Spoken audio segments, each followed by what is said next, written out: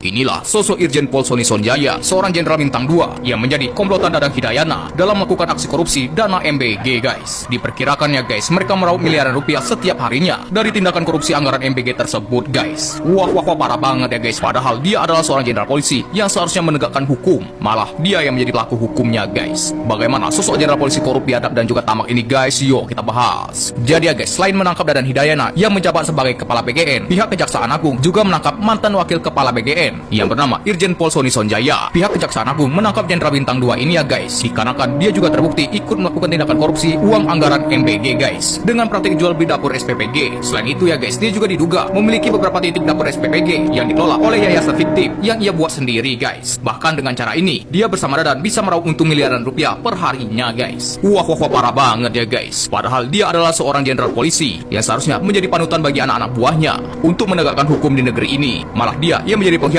dan juga perampok uang rakyat, guys. Jadi bagaimana menurut kalian, guys, hukuman apa yang pantas buat jenderal polisi korup seperti ini? Silakan komen di bawah. Guys, kian terang beneran, ternyata korupsi yang terjadi secara terstruktur dan berjamaah di Badan Gizi Nasional akibat permainan dari orang-orang besar yang berkuasa di negara ini. Ini pernyataan pengacara Bapak Jenderal Pernawiran Polisi Sony Sonjaya, mantan wakil kepala Badan Gizi Nasional yang sekarang ini dikerangkeng oleh Kejaksaan Agung bersama dua mantan pimpinan lainnya, yaitu Bapak Dadan dan Bapak Lodewijk. Ada isyarat atau janji dari Pak Sony Sonjaya untuk menyebut nama-nama besar yang terlibat dalam permainan proyek atau mengendalikan proyek atau mengarahkan proyek di BGN selama ini dan sampai hari ini. Ngeri ya. Berarti mau dikatakan bahwa pihak yang berkuasa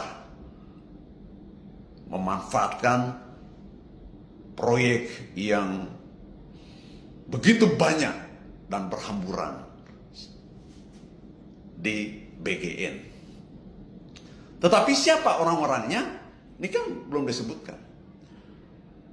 Saya meragukan juga pernyataan ini jangan sampai hanya merupakan bagian dari gertak ketiga mantan pimpinan BGN ini agar mereka diringankan hukumannya, bahkan mungkin bisa dibebaskan.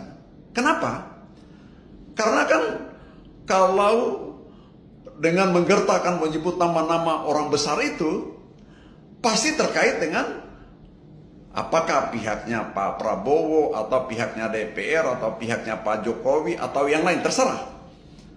Wah, kalau mereka sudah mulai dikait-kaitkan namanya, maka akan diminta Kejaksaan Agung oleh Pak Prabowo Subianto, jangan lanjutkan kasus itu, berbahaya ini, akan tergiring, terbawa-bawa orang-orang besar negeri ini, kira-kira begitu. Jadi ini Pak Sony Sonjaya mungkin juga bersama Pak Dadan dan Pak Lodewijk menggertak saja ini, menggertak pihak penegak hukum agar Pak Prabowo Subianto terlibat langsung untuk mengamankan mereka. Apalagi memang orang-orang ini kan ya dua orang jenderal, dua orang, satu tentara, satu polisi, satu guru besar pimpinannya yang sekarang ini di dalam tahanan kejaksaan. Tapi kalau benar apa yang dikatakan oleh pengacaranya ini, maka semakin terbukti bahwa satu, pimpinan BGN selama ini, mereka bertiga, itu adalah titipan kelompok kepentingan dari pihak yang berkuasa. Pak Dadan Hidayana, guru besar Hama ini dititip oleh, barangkali titip oleh mantan Presiden Jokowi atau orang-orangnya Pak Jokowi. Begitu juga dua yang lainnya ini. Karena kalau dari segi latar belakang pendidikan dan pengalaman kan sama sekali tidak nyambung. dengan KBGN-an gitu. Pak Dadan ini guru besar hama babi atau hama tanaman atau macam-macam, nggak tahu lah. Yang pasti guru besar hama, tidak nyambung dengan gizi. Kemudian Pak Sony Sinjai kan polisi, satu lagi Pak Lodewi tentara, kan nyambung dong dengan badan yang dipimpinnya yang fokus pada gizi, gitu ya.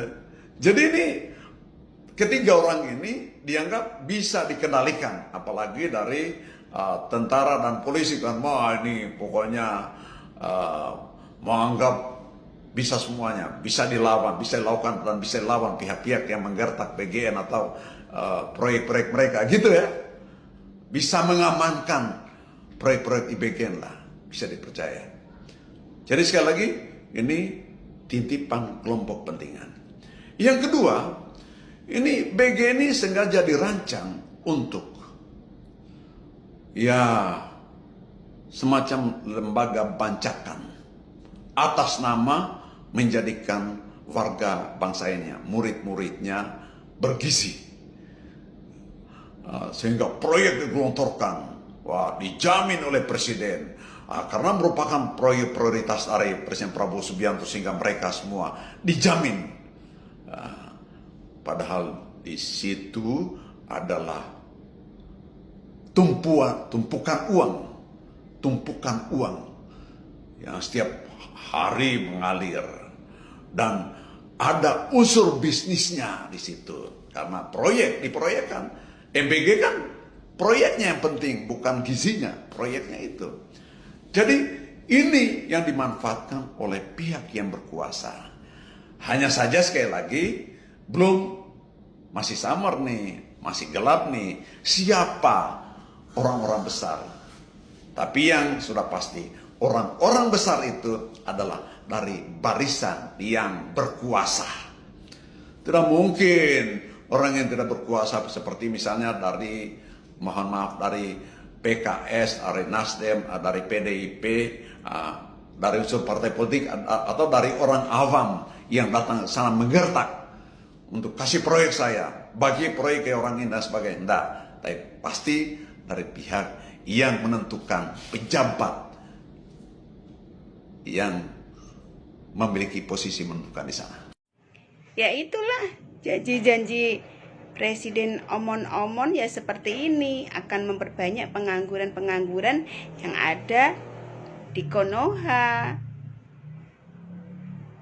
Tidak mempertimbangkan, padahal ya antara Indomaret, Alfamart itu kan jauh dari koperasi desa ini. Ngapain sih harus takut bersaing? Namanya pedagang itu mana yang murah pasti orang-orang itu datang.